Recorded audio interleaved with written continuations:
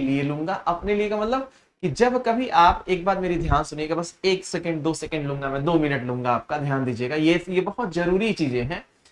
मैं कह रहा हूं कि जब कभी आप हालात से हारते हो या सिचुएशन आपको पीछे ढकेल देती है या फिर कुछ ऐसी घटनाएं हो जाती है कि आपकी पढ़ाई अच्छी नहीं हो पाती है, तो फिर वो कौन सी चीज है जो फिर आपको आगे ले जाने में आपका सहयोग करती है? तो मैं कहता हूं आपकी विरासत होती है जो आपने पीछे छोड़ रखी है। तो आपकी विरासत क्या है? आपकी विरासत क्या है जो आपको आगे ढकेलने में मदद करेगी? क्या आप जो जो रोज 6 घंटे 8 घंटे पढ़ते हो आपकी विरासत है? नहीं, वो तो नॉर्मल स्टडी का प्लान है। नॉर्मल स्टडी करने वाले करोड़ों में बच्चे हैं, वो विरासत नहीं होती है। विरासत इन द सेंस कि जैसे कोई लगातार 48 घंटे पढ़ के रिकॉर्ड कायम कर दिया, वो उसके लिए जब कभी हारेगा, जब कभी डिमोटिवेट होगा, जब की सिचुएशन उसको पीछे ढकेलेंगी, तो वो फिर हमारा विरासत की तरह काम करेगा, कहेगा नहीं come on pushup, come on pushup. अब वो क्या करेगा? आगे ढकेल देगा। तो विरासत होनी चाहिए मेरे भाई। इसीलिए मैं सोचा थोड़ा सा आज मैं एक बार फिर से अपने आप को पुशअप करूं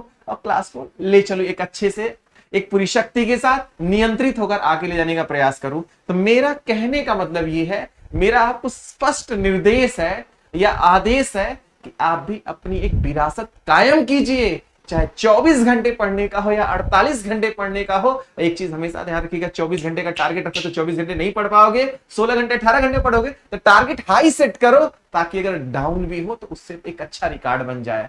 समझे कि नहीं समझे? इसीलिए क्लास हम लोग ले रहे हैं बच्चे, एक लंबी क्लास, मैराथन क्लास लेने वाले हैं, तो थोड़ा सा जुड़े रहना होगा। आप पूरी शक्ति के साथ जुड़े रहोगे तो मेरी भी ऊर्जा लगातार मेंटेन रहेगी। ठीक है ना दोस्त? चलिए आइए क्लास को कंटिन्यू करते हैं। आपसे मैं पूछ रहा हूं, हाउस द जोश, प्लीज रिप्लाई फास्ट। ध्यान दीजिएगा, नॉर्मल स्टडी करने वाले लाखों करोड़ों है, उनका सिलेक्शन होने वाला नहीं है। जो सबसे अलग होगा, जो सबसे यूनिक होगा, जो सबसे ज्यादा ऊर्जावान होगा, उसी का काम होने वाला है। भाई कुछ लोग का भाग्य सहारा देता है, तो हम इतने भाग्यशाली नहीं है ना। अगर इतने भाग्यशाली होते तो अडानी अंबानी के घर हमारा जन्म हुआ होता है। सुन रहे हैं ना? तो इतने भाग्यशाली तो नहीं है। तो हमारे पास हमारा सिर्फ कर्म है, हमारे पास सिर्फ हमारी शक्ति है। हमारी शक्ति, हमारा कर्म, हमारी ऊर्जा हमारे साथ है। इसी का सहारा लेकर इस नैया को पार करना है। इस 60 साल से 70 साल का जो भंवर है जीवन का, इसमें सफल होकर के जीना है। वह सफल होकर एक अच्छे व्यक्तित्व, एक अच्छे कैरेक्टर के साथ जीना है। तो सफलता तो जरूरी है, सफलता सामान्य तरीके से आने वाली नहीं है मेरे भाई।